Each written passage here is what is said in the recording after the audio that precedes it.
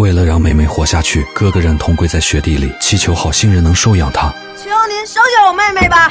怎么回事啊？我爸妈都死了，没人照顾她，求您收下她吧。可是，咱马上要出国呀。我知道你俩都是好人，又没有孩子，我妹妹跟着去哪儿都成，你只要给她一口饭吃就成了。我这儿有钱，我这钱可以为我妹妹做路费。看着哥哥不断磕头祈求，夫妻二人心生怜悯，只好同意。好吧，快起来，叔叔收留你们。谢谢叔叔，谢谢阿姨。兄妹今日分开，以后将很难相见。妹妹紧抓哥哥的手臂，说什么也不愿撒开。听着妹妹的哭喊，哥哥心如刀绞一般。夫妻二人能收下妹妹已经很不易，哥哥实在不忍继续拖累别人。在给妹妹留下行李后，他强忍着泪水跑开了。在此之前，哥哥承受着剜心之痛，已经把更小的弟弟和妹妹送去了合适的人家。这一路上他吞声忍泪，可为了让弟弟妹妹们活下去，也只能如此。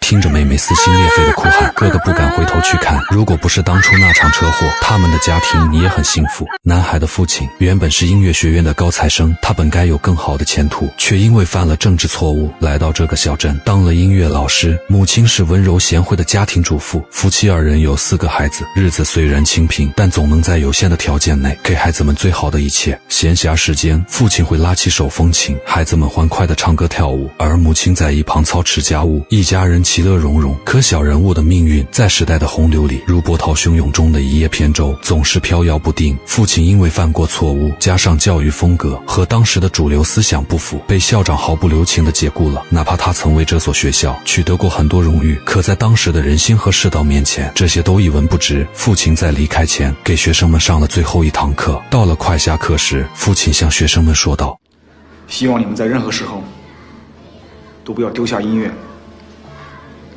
人生道路上将会有很多难以想象的事情，只要有音乐在，你们的灵魂就永远不会寂寞。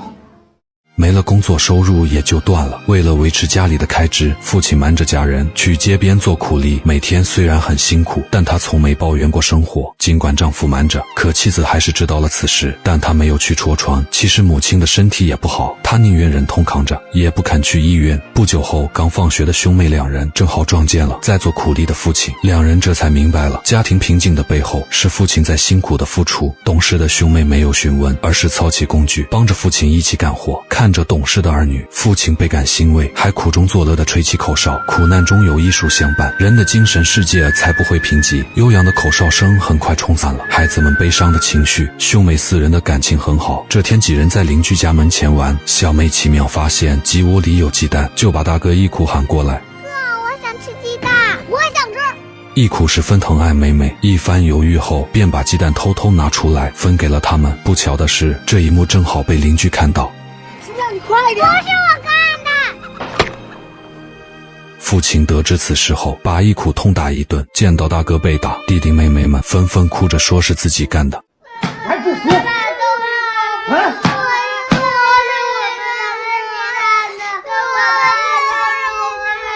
去，你们几个走开，一会儿再收拾你们。去，你也走开。你就不能认个错？大哥一苦沉默不语，独自承担了所有，还被父亲撵去雪地里罚站。到了吃饭时，大妹思甜偷偷藏了一个馒头，父亲看出女儿的小伎俩，却没有戳穿。吃过饭后，思甜把馒头拿给哥哥，一苦早就饿坏了，抱着馒头大口吃着。父母在房内看着兄妹相处的场景，欣慰地笑了，因为孩子们知道心疼彼此。不久后，妹妹奇妙因为支气管炎住进了医院。父亲交完钱，家中的积蓄已经寥寥无几。奇妙看着隔壁的孩子在吃罐头，嚷着自己也要吃，可家里已经捉襟见肘。生病的小孩不能吃水果罐头。我们现在小孩生病了，都有水果罐头吃，我怎么就没有？哥哥姐姐们知道家中困难，纷纷拿出压岁钱给小妹买了罐头。看着奇妙吃得开心，哥哥姐姐们忍住口水，把罐头都让给了他。哥，要不你也吃点？你吃吧。我不爱吃。好吃吗？好吃呀，你也尝一尝。我不爱吃罐头。妈，您吃吧。妈不吃，你们吃吧。看着兄妹四人的有爱模样，夫妻二人大受感动。家里有了他们，哪怕再苦再累也没什么。没多久，奇妙就出院了。可母亲积劳成疾，咳嗽得无法入睡，甚至都咳出了血。父亲心急如焚，执意要背着母亲去医院。我们得马上去医院。没事。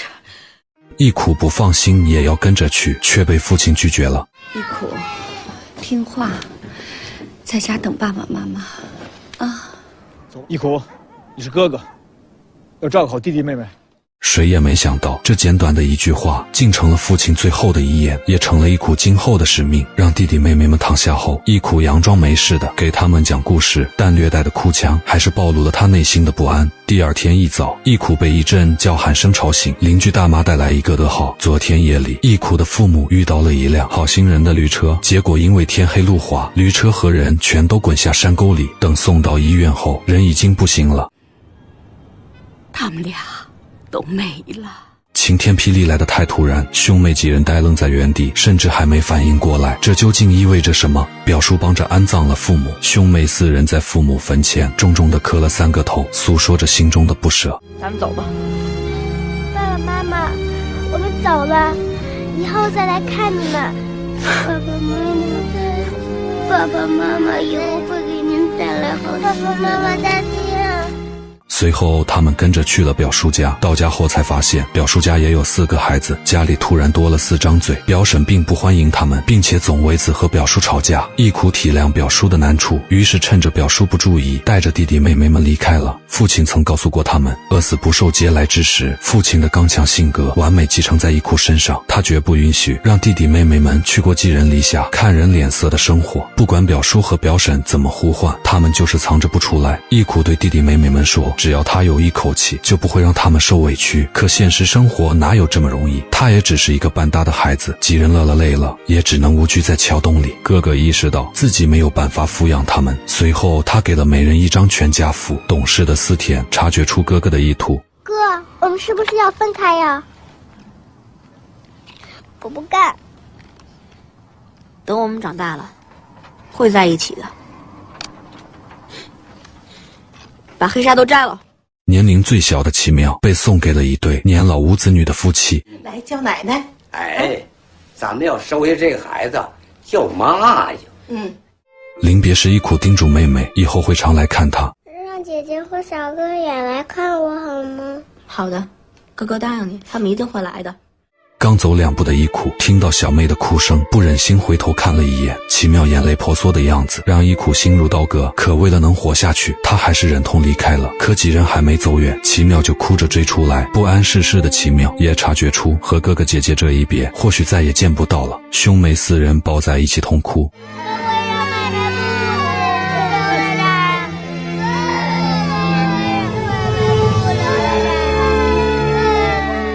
无奈的是，现实生活根本不给他们选择的余地。接下来就是小弟齐天，他在哥哥的鼓励下，勇敢地背诵着古诗，只为能让弟弟被一对教师夫妇收养。去色朝云，无觅处。呵，连这都会，我看这孩子不错。就怕年龄大了，不容易培养感情。哎，人是感情动物，你对他好，他自然会跟你亲近。最后只剩下大妹思田，她知道哥哥也会把自己送走，生气地甩开哥哥的手。当看到路边嬉笑打闹的同龄人，曾经兄妹几人温馨的画面瞬间涌上心头。可那些幸福时光已经一去不复返了。思田快步跑上去，牵住哥哥的手。若不是现实的无奈，哥哥又怎会忍心将这亲情之网给斩断？思田双眼含泪地看着哥哥，这眼神中有挣扎，更多的是不舍。一苦和妹妹去看了一眼之前的家，二人没有进去，只是在墙外驻足良久。哥，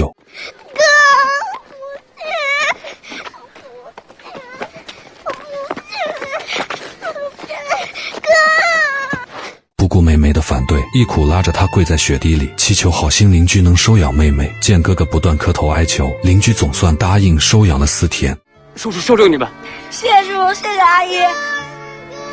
我不走，别走，我不想跟你分开，哥。给弟弟妹妹们安顿好。义苦再也压不住一腔悲戚，他放声的大哭奔跑着，亲手将弟弟妹妹们送出去。他无奈又痛苦，但他没有办法，如果非要一个人去默默承受这一切，那这个坏人就由他来做吧。父亲那句叮嘱不断的在他耳边回响。义苦，你是哥哥，要照顾好弟弟妹妹。义苦虽然是哥哥，可他也是个孩子啊，一夜间就要扛起所有。寒风呼啸而过，义苦跪在父母坟前，大声呼喊着爸妈。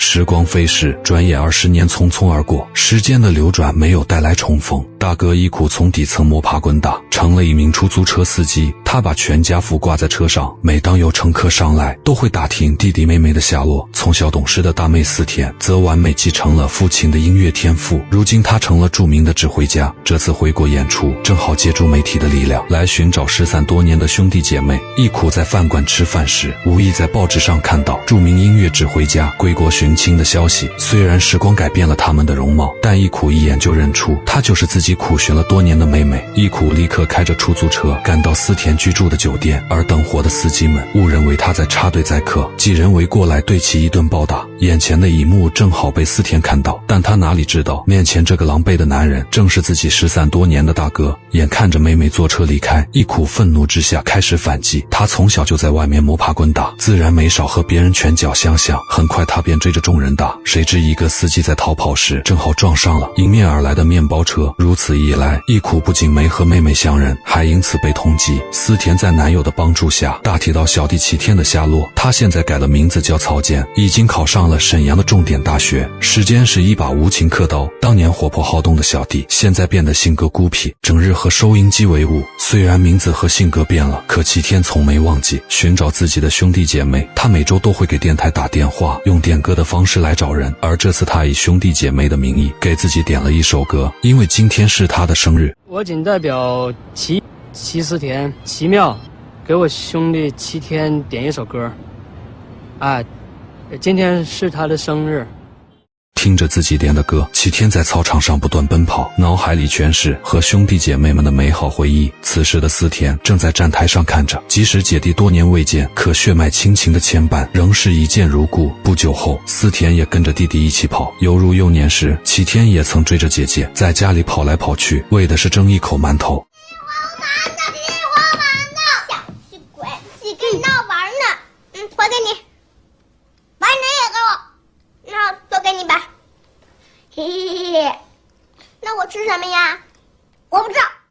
思田带着弟弟去吃饭，二人多年未见，小弟竟有些许生分。详聊后才知，齐天这些年过得并不好，他的养父母早早离世，之后在政府的资助下才考上了大学。生活的窘迫让他内向孤僻，就连眼睛坏了也舍不得修。小弟的遭遇让思田很是心疼，为了尽快找到大哥和小妹，思田带着齐天到父母坟前，求他们保佑，让兄妹几人早日团聚。功夫不负有心人，很快他们就有了小妹奇妙的消息。让思田没想到的是，曾经单纯可爱的小妹现在却整天混迹夜场。当年收留奇妙的老夫妇显然不可能一直将她抚养成年。奇妙高中辍学后受尽了冷眼和嘲笑，她慢慢的开始浓妆艳抹，整天和一群男孩子鬼混。对于哥哥姐姐，奇妙的心中是有怨恨的，见到思田过来也没有相逢的喜悦。奇妙，我知道你很恨我跟哥哥，但是当年我们也是个小孩子，我们也没有办法。最终姐妹俩虽然相认，却闹得不欢而散。另一边的义苦为了躲避警方缉捕，每天只能东躲西藏，甚至经常买醉。这天他到餐馆吃饭，手中的报纸忽然掉在地上，正好被几个路过的混混踩到，其中一人正好是奇妙。他抢过报纸向同行人炫耀，看见没，我没说错吧？就是她就是我姐，齐思田是我姐，我骗你干什么？这是你姐，报纸要这是我妹妹。哎，奇妙，这是一个妹妹，奇妙也是我妹妹。醉酒的一苦冲上前和几人抢夺报纸，却被他们耍得团团转。奇妙摘下眼镜，一眼就认出面前的醉汉正是自己的大哥奇一苦，但此刻他的内心是矛盾的。他恨大哥当年抛弃自己，不愿上前相认，可看到他被几人按在地上欺负殴打，他还是很心疼，毕竟那是自己的亲哥哥。最后奇妙摔碎酒瓶，才成功吓退了几个混混。奇妙带着大哥来到自己的出租屋，看着满脸伤痕的哥哥，他回忆起那些手足同心的日子。哥哥当年十分疼爱自己，想吃鸡蛋就给他偷鸡蛋，想吃罐头就带头筹钱给他买，哪怕受罪挨打也要满足自己的要求。幼年的温暖回忆渐渐冲散了他的怨恨，还拿出珍藏的全家福，承认了自己就是奇妙。你真的是奇妙？不像。像。像。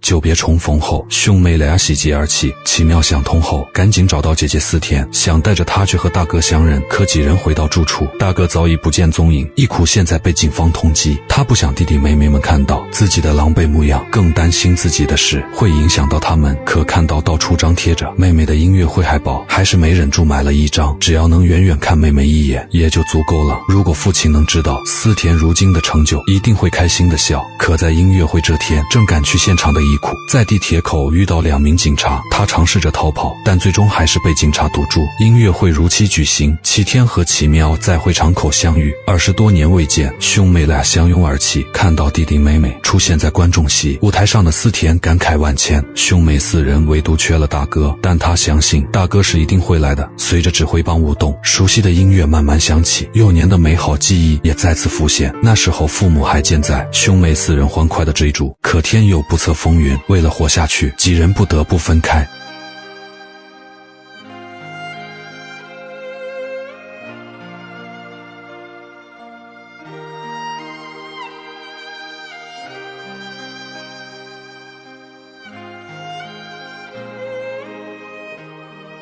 演唱会进行到一半时，戴着手铐的一苦在警察的看押下来到演播厅，似乎有所察觉。思田突然转身，正好看到一脸窘迫的哥哥。一苦怕给妹妹丢人，看了一眼就准备离开。哥，你别走，你回来！20年前，一苦送走思田后，头也不回地走了。如今兄妹相逢，无论如何也不能再分开。哥，我一直在等你啊，思田。哥。兄妹俩相拥而泣，此时的他们已经无惧旁人的眼光。齐天和奇妙也冲上去和哥哥姐姐拥抱在一起，在场的观众们也被这份手足情谊所打动，纷纷起身为他们鼓掌。当年的兄妹4人在不该经历分别的年纪被迫各散天涯，20年后各自天涯的人能在如此可怕的时光里浓情依旧，恐怕也只有亲情能够承载这岁月和分离的长痛。就像片中的父亲所讲，兄弟姐妹都是天上飘下来的雪花，本是互不相识，但落地后便结为一体，结成冰化成水，最后变成永远不分开的亲人。电影《我的兄弟姐妹》上映于2001年，由于中导演。当年看这部电影还是用碟片看的，片中故事极致的煽情，但还是不偏不倚的中了这颗催泪弹。当感情和人心串联在一起，那份至深的情谊真的深不可测。血缘本身也许并不代表什么，但因为血缘而结缘，然后拥有的共同岁月却弥足珍贵。也许这就是同一苦共思田，情浓于血，血浓于水，永不分离的手足之情吧。